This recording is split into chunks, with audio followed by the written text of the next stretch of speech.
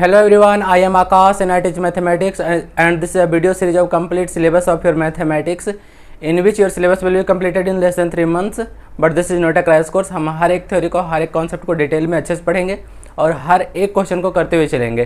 तो ये है अपना 39वां लेक्चर जिसमें हम एक्सरसाइज 8.2 के क्वेश्चंस को करेंगे और 8.2 के क्वेश्चन नंबर 1 से 5 तक हमने पिछले वीडियो में किया था।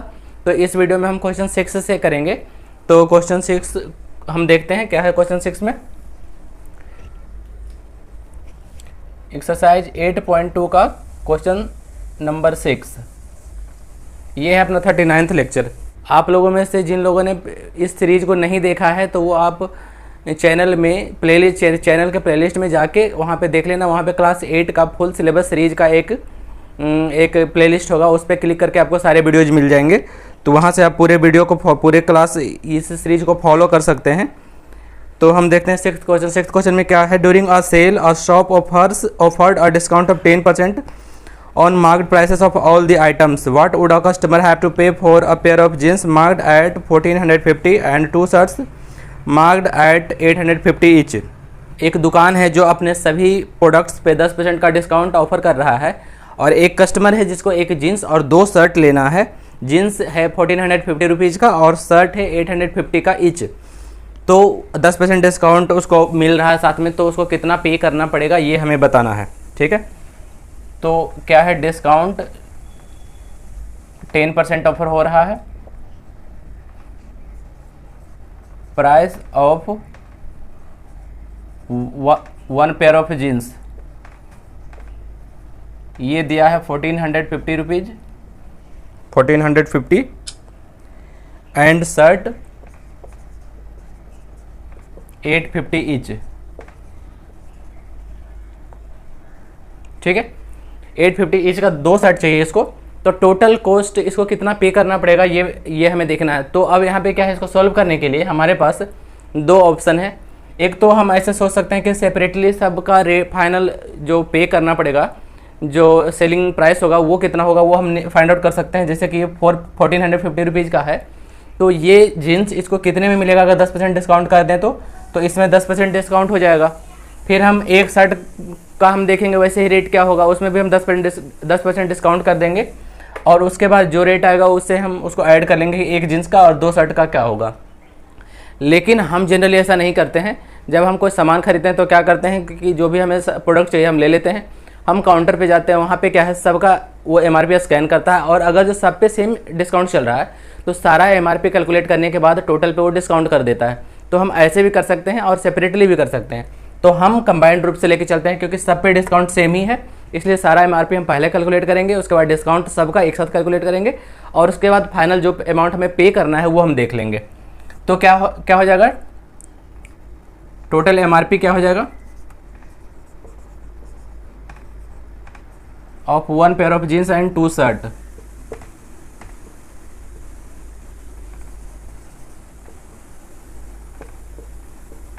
अगर इसकी बात करें एक जीन्स और 2 शर्ट का टोटल MRP क्या हो जाएगा, तो 1450 इसका MRP है और प्लस 2 शर्ट लेना है 2 × 850 हो जाएगा। एक शर्ट का MRP 850 है तो 2 शर्ट का 850 × 2 हो जाएगा।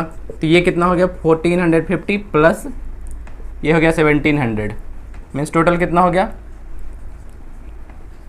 इतना हो गया 0 5 7 4 11 2 1 3 3150 रुपया टोटल MRP हो गया। अब इस पे 10% डिस्काउंट ऑफर हो रहा है तो डिस्काउंट ये 10% जो है ये परसेंटेज में दिया हुआ है, इसको हम अमाउंट में निकालेंगे कि आखिर कितना रुपया का डिस्काउंट हमें होने वाला है। तो हम डिस्काउंट निकालेंगे कि ये कितना होने वाला है, ये क्या है 10%। 10% किस चीज़ का मिलेगा, इस MRP का, जितने MRP का हम सामान खरीद रहे हैं उसका 10%। तो 10% ऑफ 3150 रुपीज़ इसका, ये कितना होगा 10%। 10 ये हो गया परसेंटेज के बदले हम क्या लिखते हैं 1/100, ये हो गया ऑफ के बदले मल्टीप्लिकेशन का साइन देते हैं और ये हो गया 3150। इसको हम सोल्व करेंगे, रफ में सोल्व करना है आपको। 1 0 इससे कैंसिल हो गया और 1 0 यहाँ से कैंसिल हो गया, यानी कि 315 रुपीज़ का डिस्काउंट मिलने वाला है। अगर 315 रुपीज़ का डिस्काउंट मिलेगा तो पेएबल अमाउंट कितना हो जाएगा,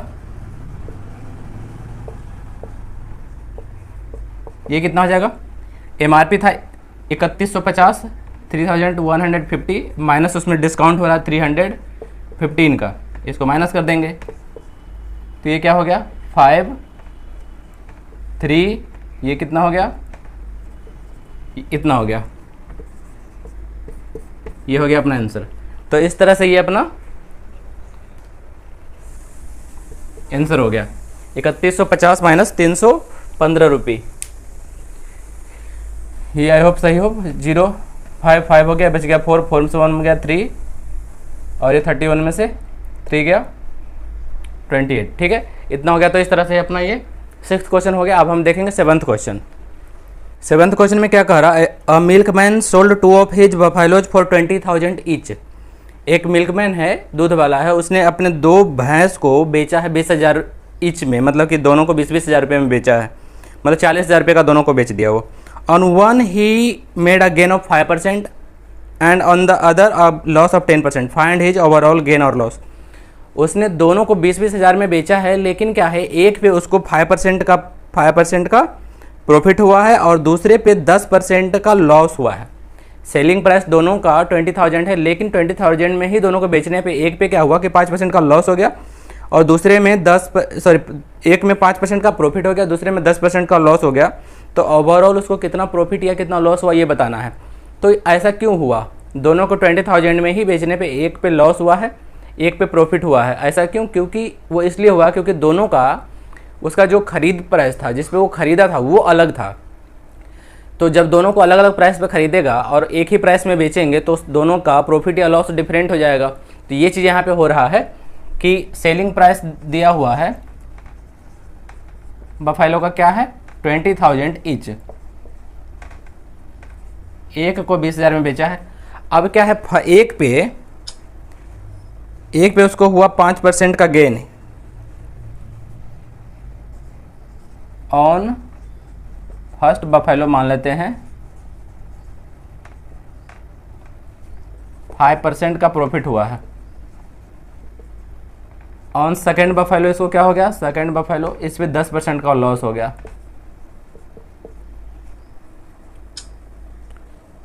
on the other hand loss of 10%। ठीक है, फाइंड इज ओवरऑल प्रॉफिट या लॉस। तो एक पे उसको 10% का लॉस हुआ है, बेचा है कितना में 20,000 में ही दोनों को बेचा है, 20-20 हज़ार में दोनों को बेचा है लेकिन एक में हो गया 5% का प्रॉफिट, दूसरे में हो गया 10% का लॉस। तो अब हमें बताना है कि अल्टीमेटली इसको प्रॉफिट हुआ कि या लॉस हुआ है, कितना हुआ वो भी।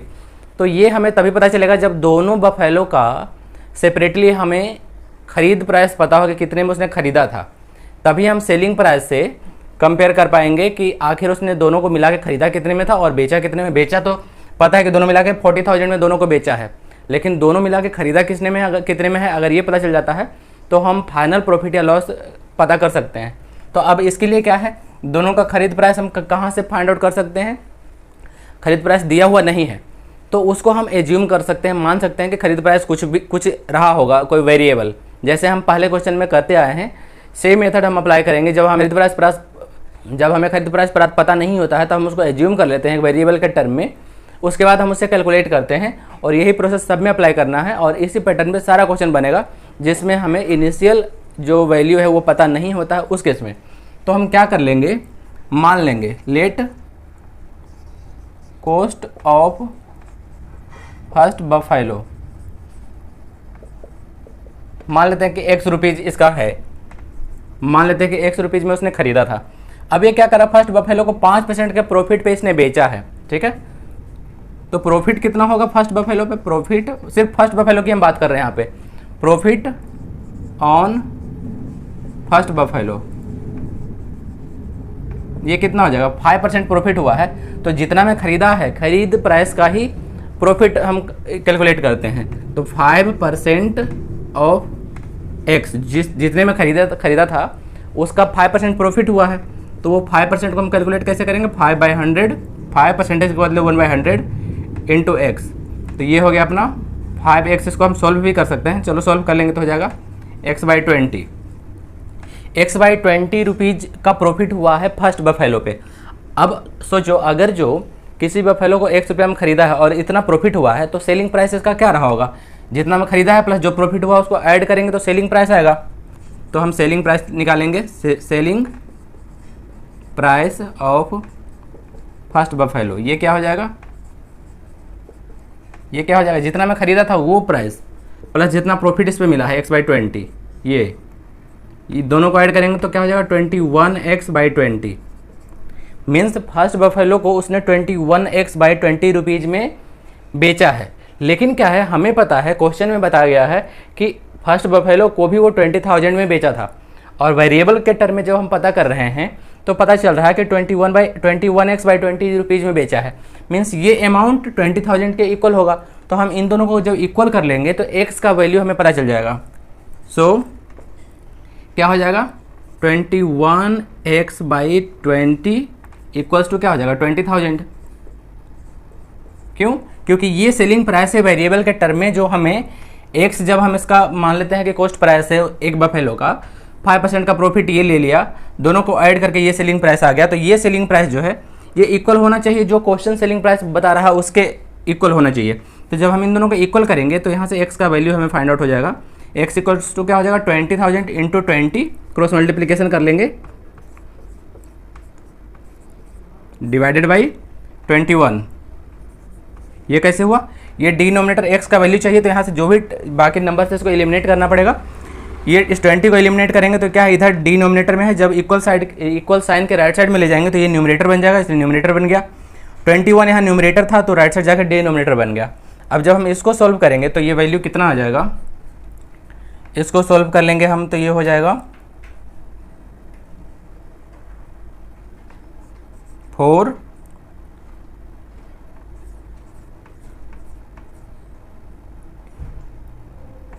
Divided by 21। इसका वैल्यू कितना हो जाएगा,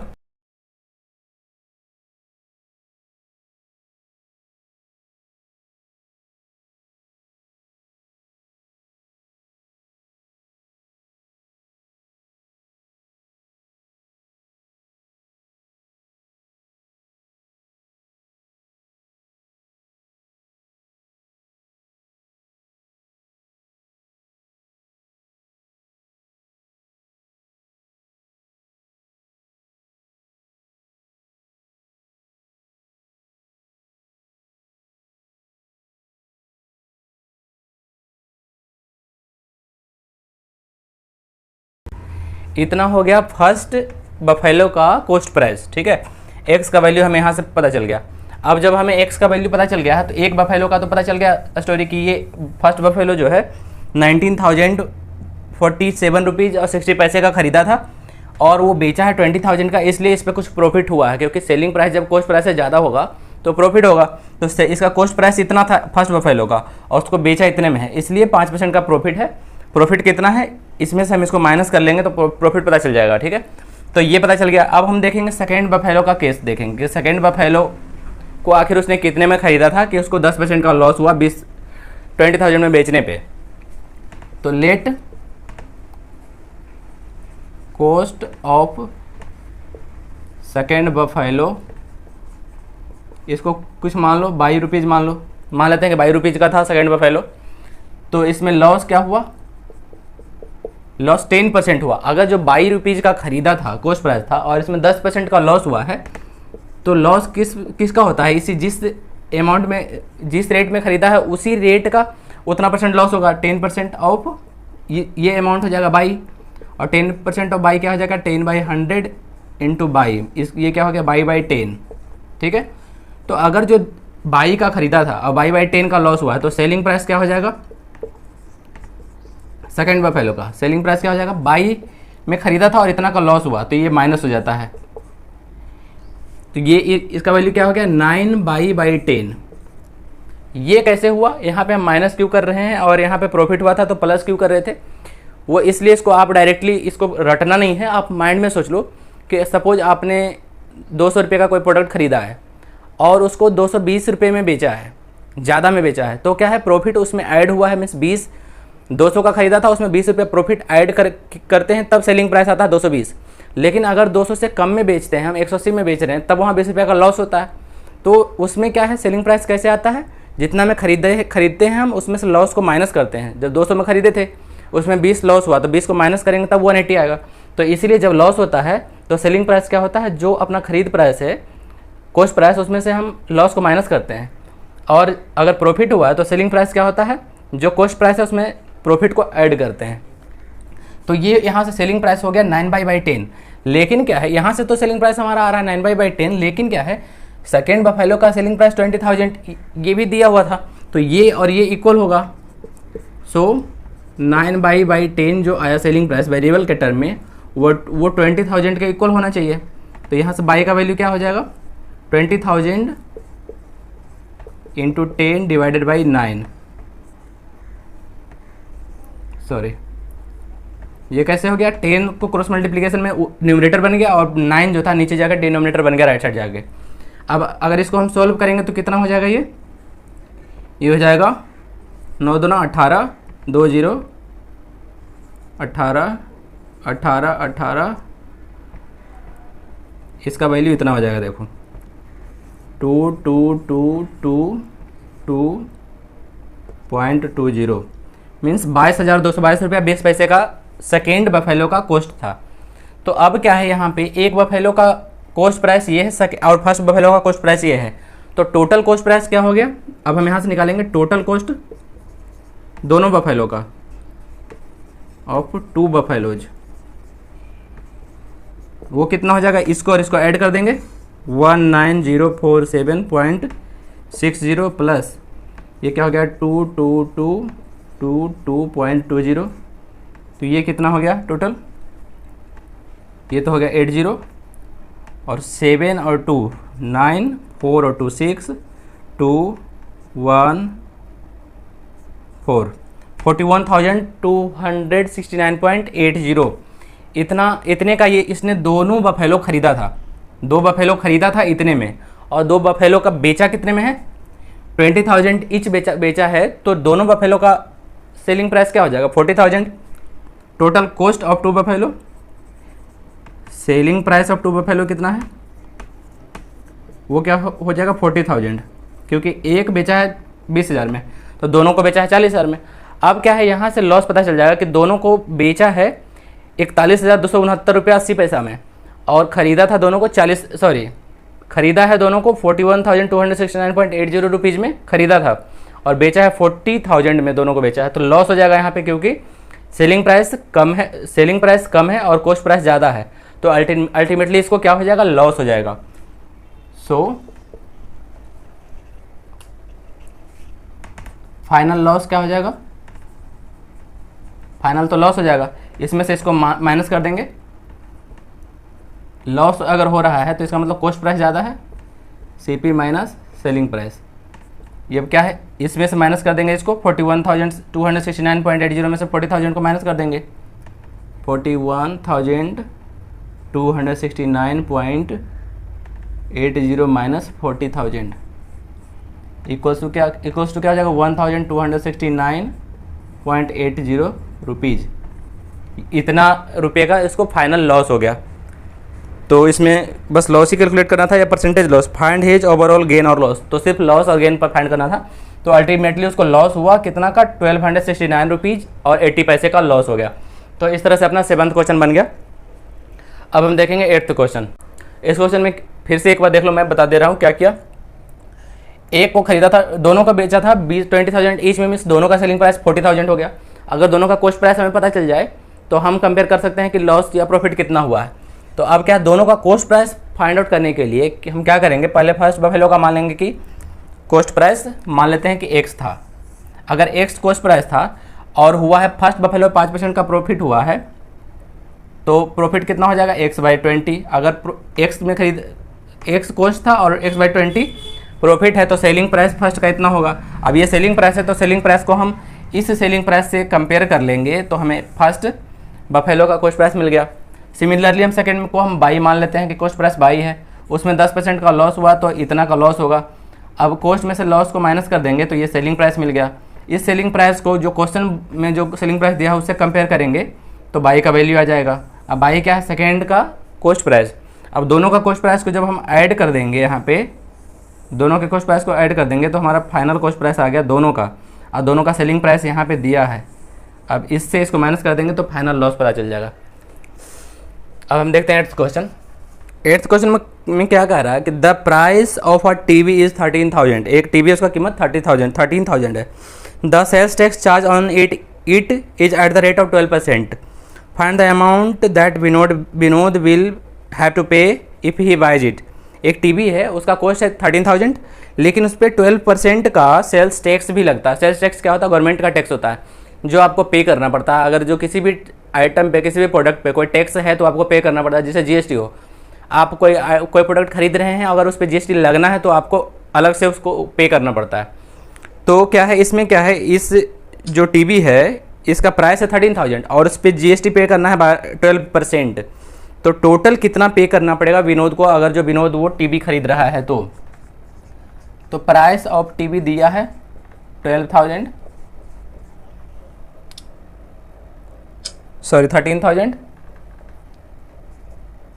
और कौन सा टैक्स है ये? सेल्स टैक्स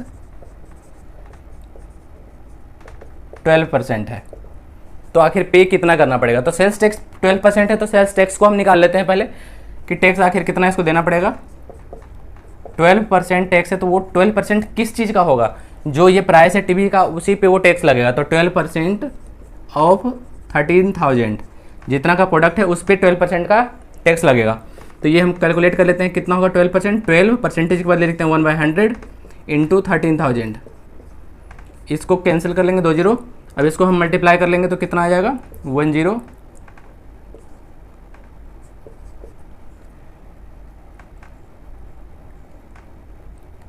1,560 रुपये, 1,560 रुपीज़ का टैक्स देना पड़ेगा। तो ये तो हुआ टैक्स अमाउंट, और टीवी का प्राइस कितना? 13,000। तो टोटल पेबल अमाउंट कितना हो जाएगा?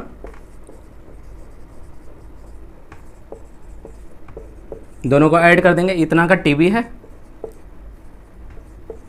प्लस 1,560 इस पे टैक्स है, तो ये क्या हो गया? 14,560 रुपीज़। ये हो गया आंसर। इतना पे करना पड़ेगा इस टीवी के लिए, ठीक है, विनोद को। तो इस तरह से अपना 8th क्वेश्चन हो गया। जैसे अगर जो किसी प्रोडक्ट पे आपको डिस्काउंट मिलता है तो डिस्काउंट को उस प्राइस से हम माइनस करते हैं, लेकिन अगर आपको टैक्स देना है तो टैक्स ऐड हो जाएगा उस प्राइस में, उतना आपको एडिशनल देना पड़ता है। तो 13,000 हो गया प्लस 1,560 हो गया, तो 14,560 रुपीज़ पे करना पड़ेगा। तो इस तरह से 8th क्वेश्चन हो गया। अब हम देखेंगे 9th क्वेश्चन। 9th क्वेश्चन में क्या है? 9th क्वेश्चन में कह रहा है कि Arun bought a pair of skates at a sale where the discount given was 20%. if the amount he pays is 1,600, find the market price. Arun जो है एक स्केट खरीदा जिसे स्केटिंग करते हैं, और वहाँ पे क्या है 20% डिस्काउंट पे वो सामान खरीदता है, और डिस्काउंट करने के बाद उसको 1,600 पे करना पड़ता है। तो उस पर मार्केट प्राइस क्या था ये बताना है, ठीक है। तो क्या है, डिस्काउंट दिया हुआ है 20%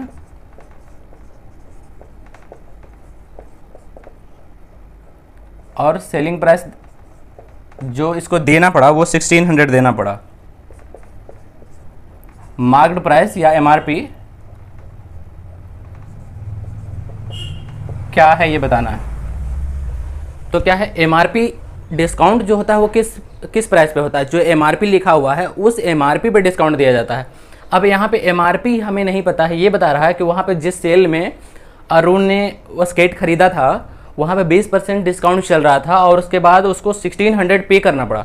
तो इतना तो पे करना पड़ा, तो वो कौन सा अमाउंट था जिसमें 20% डिस्काउंट करने पे 1,600 पे करना पड़ा? तो एमआरपी जो हमें नहीं पता हम उसको मान लेंगे। लेट द एमआरपी या market price equals to X. मान लेते हैं कि उसका एमआरपी एक्स रुपीज़ था।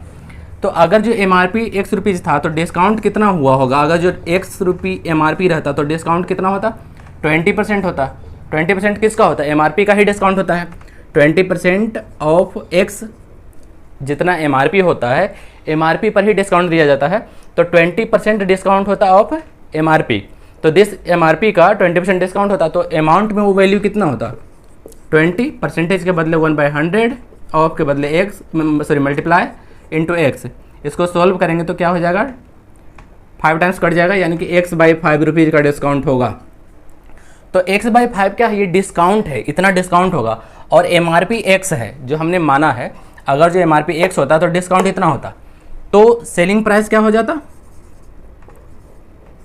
अगर जो ये एमआरपी था और ये डिस्काउंट था, तो एमआरपी जितना है उसमें से डिस्काउंट को माइनस कर देंगे, तो यही सेलिंग प्राइस होगा। इतना हमें अरुण को पे करना पड़ता, तो इसका वैल्यू इसको सॉल्व करेंगे तो क्या हो जाएगा 5x minus x means 4x/5, ये हो जाता है इसका सेलिंग प्राइस। मीन्स इतना उसको पे करना पड़ता अरुण को।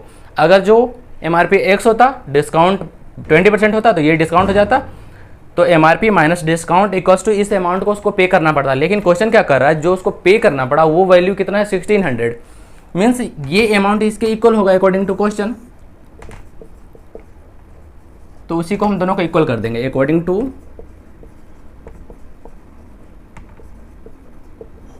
Paid amount. कितना दिया था उसने 1600। अब वेरिएबल के टर्म में पेड अमाउंट हमारा आया है 4x/5, तो 4x/5 को 1600 के इक्वल कर दो, तो यहाँ से क्या हो जाएगा 4x equals to 1600 into 5 cross multiplication, इसलिए x इक्वल्स टू क्या हो जाएगा 1600 इंटू 5 डिवाइडेड बाई 4। इसको सॉल्व करेंगे, 4 जा 16, 400 इंटू 5 मीन्स 2000 x का वैल्यू हो गया। ठीक है, मतलब क्या हुआ कि 2000 उस स्केट का एमआरपी था, उसमें से 20% डिस्काउंट हुआ 20,000 का, तो डिस्काउंट हो गया 400 और उसके बाद उसको 1600 पे करने पड़े। तो इस तरह से अपना 9th क्वेश्चन हो गया। अब हम देखेंगे 10th क्वेश्चन। 10th क्वेश्चन में क्या कर रहा है कि I purchased a hair dryer for 5400 including 8% VAT, find the price before VAT was added. तो 10th क्वेश्चन भी उसी टाइप का है। इसमें क्या कर रहा कि इसने एक हेयर ड्रायर खरीदा है 5400 का, लेकिन 5400 उसका एमआरपी नहीं है, जो उसका प्राइस है, प्लस इसी में 8% वैट ऐड। वैट क्या, ये भी एक टैक्स है, जिस तरह सेल्स टैक्स होता है वैसे ही वैट भी एक टैक्स है। तो टैक्स 8% ऐड करने के बाद टोटल उसको 5400 पे करना पड़ा। तो ये पूछ रहा है कि तो वैट ऐड करने से पहले उस हेयर ड्रायर का प्राइस क्या था। तो जैसे हम पहले कर रहे थे,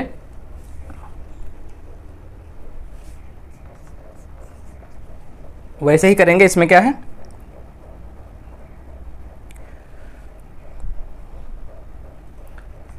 वैट क्या है 8%, 8% वैट लगा है।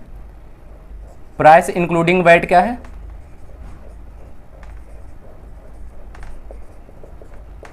5400 है। तो find the price before VAT, price before VAT equals to what, ये करना है। मतलब क्या है, कोई उसका प्राइस होगा, उस पर जो हेयर ड्रायर है उसका कुछ प्राइस होगा, वो प्राइस प्लस उसमें 8% वैट ऐड हुआ, उसके बाद उसको 5400 पे करना पड़ा। तो वो प्राइस क्या है जिस पे 8% वैट ऐड करने के बाद वो वैल्यू 5400 हो गया, ये हमें पता करना है। तो हम उस वैल्यू को मान लेते हैं कि वो अमाउंट, वो जो प्राइस है वो x है। ठीक है, let the price of hair dryer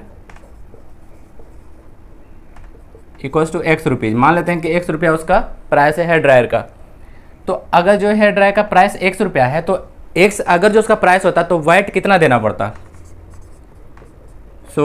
VAT कितना देना पड़ता, अगर जो x उसका प्राइस होता तो 8% देना पड़ता, 8% देना पड़ता किसका, उस प्राइस का, जितना प्राइस है उस प्राइस का 8% वैट अलग से देना पड़ता।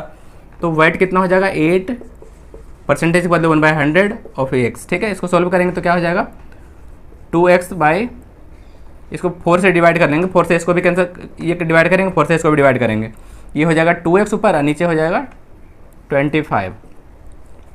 2x बाई 25 रुपीज़ का वैट देना पड़ेगा। अब क्या है, इतना का हेयर ड्रायर का प्राइस है और इतना वैट देना पड़ेगा अलग से, तो टोटल प्राइस पेबल अमाउंट कितना हो जाएगा, इसलिए टोटल पेबल अमाउंट कितना हो जाएगा, इतना इसका प्राइस है प्लस इतना टैक्स है। ये वैट क्या है, टैक्स है, सिर्फ टैक्स इतना हुआ है ये, तो 2x बाई 25 ये टैक्स हो गया। तो अब जो पेबल अमाउंट है क्या हो जाएगा, जो उसका प्राइस है वो प्लस जो टैक्स है वो, इन दोनों को अगर हम ऐड कर देंगे तो क्या हो जाएगा 25x plus 2x 27x by 25 rupees. इतना रुपया पे करना पड़ेगा वेरिएबल के टर्म में अगर हम बात करें तो। अगर जो उसका प्राइस x होता तब इतना वैट होता और दोनों को ऐड करके इतना पे करना पड़ता। लेकिन क्या कह रहा है क्वेश्चन कि जो पे करना पड़ा है वो है 5400, मीन्स ये वैल्यू इसके इक्वल होना चाहिए, तो हम इसको इक्वल कर देंगे। सो अकॉर्डिंग टू क्वेश्चन जो अमाउंट पे किया गया वो यही होगा, वो दोनों इक्वल हो जाएगा 27x/25। जो पे किया गया वेरिएबल के टर्म में ये पे करना चाहिए, और जो पे किया गया है वो ये है। तो हम यहाँ से x का वैल्यू निकाल लेंगे, तो x क्या हो जाएगा 5400, 25 से मल्टीप्लाई होगा राइट साइड जाके, और इस 27 से डिवाइड होगा। ये 2 टाइम्स इसको इससे डिवाइड करेंगे तो 200 टाइम्स ये कट जाएगा पूरा, और 200 को 25 से मल्टीप्लाई करेंगे तो क्या हो जाएगा 5000। मीन्स क्या हुआ कि वो जो हेयर ड्रायर था उसका प्राइस एक्चुअली 5000 था, तो 5000 प्लस इसका 8% वैट, तो इसका 8% 5000 का 8% क्या हो जाएगा, वो हो जाएगा 400। तो 5000 प्लस 400 मिला के 5400 उसको पे करना पड़ा था, ठीक है, हेयर ड्रायर के लिए। तो इस तरह से अपना 10th क्वेश्चन हो गया। अब हम देखेंगे 11th क्वेश्चन। तो 11th क्वेश्चन में क्या कर रहा है, an article was purchased for 1239 including GST of 18%, find the price of article before GST was added. Same question ये भी है, एक आर्टिकल है उसको खरीदा गया है कितना 1239 रुपये में, 1239 रुपीज़ में, लेकिन क्या है 1239 हुआ कैसे है, एमआरपी प्लस उसमें 18% जीएसटी इंक्लूडेड है, मतलब जीएसटी मिला के उतना पैसा हुआ है। तो find the price of the article before GST, GST add करने से पहले उसका एमआरपी क्या था, ठीक है।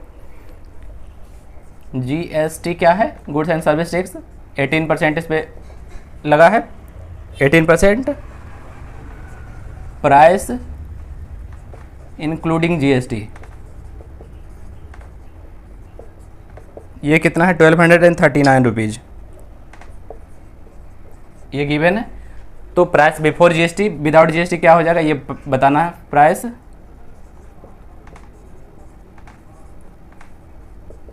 मीन्स ओरिजिनल प्राइस उसका क्या है ये बताना है। ओरिजिनल प्राइस मतलब उस प्रोडक्ट का जो प्राइस है वो बताना है, जीएसटी के साथ हमें पे करना पड़ा है इतना। तो फिर से हम वही करेंगे, इसको हम मान लेंगे कि जो ओरिजिनल प्राइस है वो मान लेते हैं कि कुछ भी है उसका, let original equals to x rupees, मान लेते हैं कि ओरिजिनल प्राइस x रुपया है। तो अगर जो ओरिजिनल प्राइस x रुपीज़ होता तो इस x रुपीज़ पे जीएसटी कितना देना पड़ता, 18% देना पड़ता।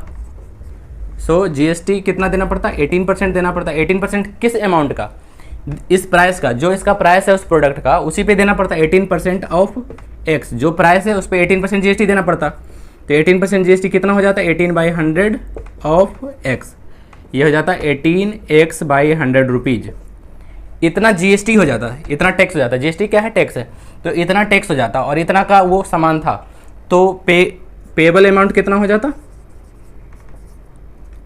पेबल अमाउंट कितना हो जाता है, इतना का सामान था प्लस इतना टैक्स ऊपर से देना पड़ा, एडिशनल टैक्स देना पड़ा, तो ये प्लस ये दोनों मिला के पैसा पे करना पड़ता।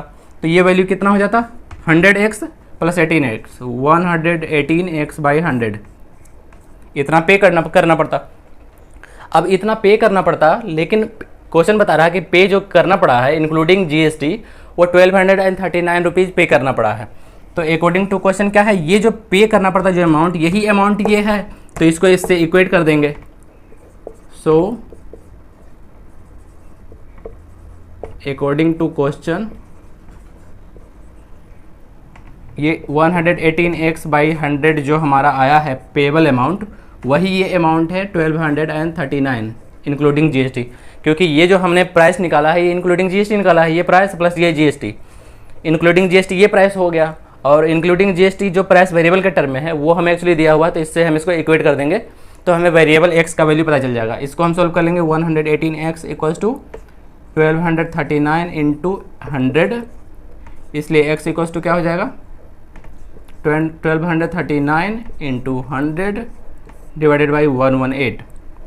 अगर हम इसको सॉल्व करें तो ये कितना से हो जाएगा, एक बार में कितना हो गया 118। चलो इसको सॉल्व करके देखते हैं।